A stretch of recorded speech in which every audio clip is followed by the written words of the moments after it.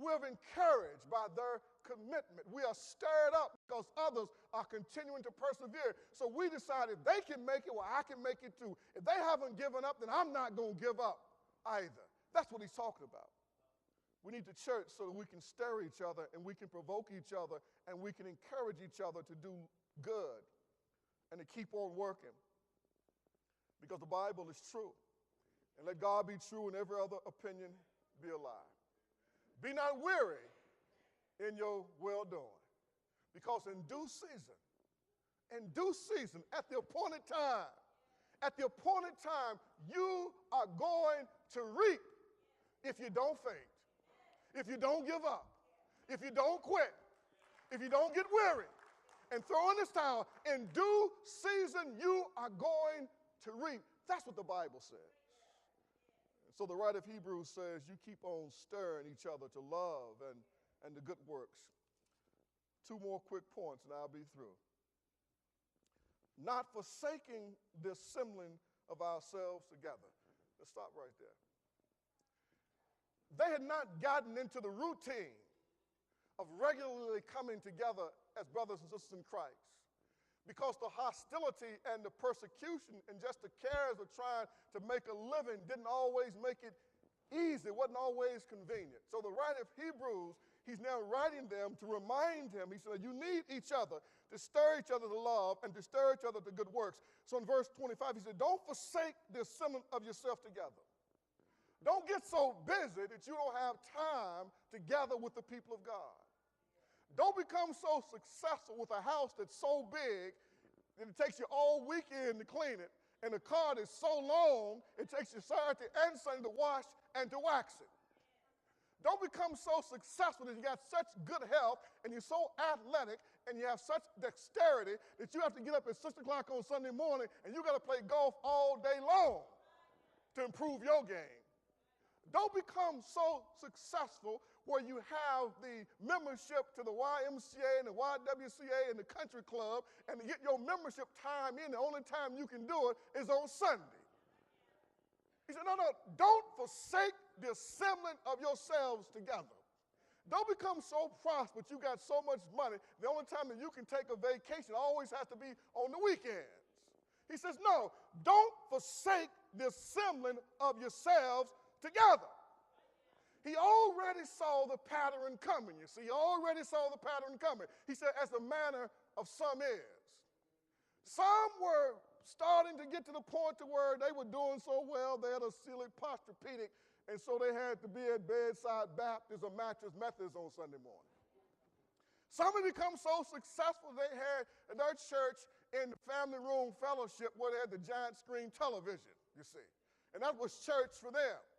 Some were so successful that they could only have church if they was going to the Starbucks club. They didn't have time to gather together with the saints of God. He said, no, don't forsake the assembling of yourselves together, as the pattern is, as the manner is for some. But instead, you got to exhort one another. And you got to challenge each other to not forsake the assembling of yourself together. You got to exhort each other. An exhorter is one who comes alongside to remind, to speak words of encouragement. You can do it. We got to do this. We got to get this done. We exhort one another. And we do it so much the more as we see the evil day approaching. Why do we need the church? For encouragement. To be reminded that we have bold access to God through faith in Christ. Why do we need the church? To be reminded that we should have assurance and confidence as we draw near to God. Why do we need the church? To be reminded that we must hold fast to our confession and not waver and not stumble. Why do we need the church? Because we need to be coming together to stir each other up, to keep on doing good, to keep on loving, to keep on serving, and to not give up. And why do we need the church?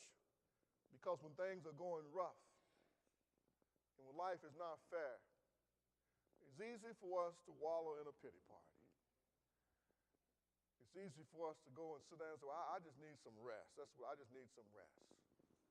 I just need to get some rest. And before we know it, we start out resting, and then we start relaxing, and then we start vacation from the church, and then we're AWOL from the church, and then we can't even find the church. We need a map quest to get back to the church. Well, that's one thing about technology.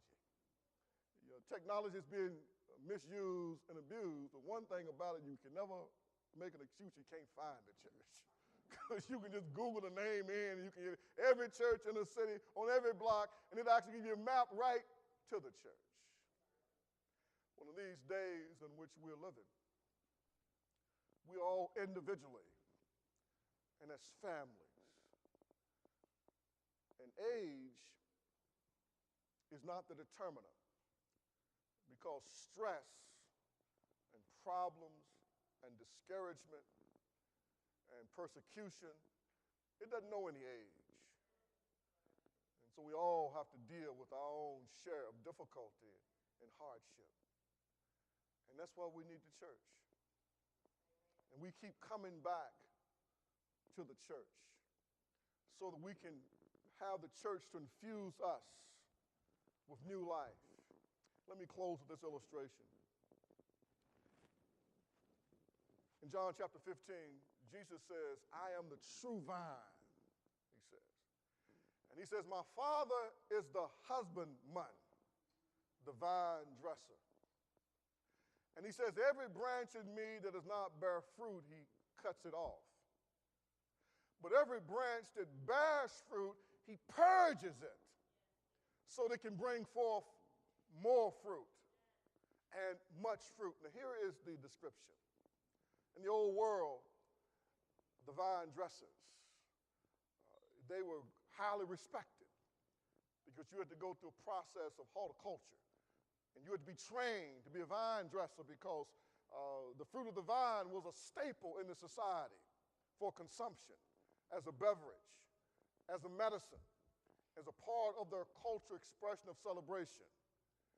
And so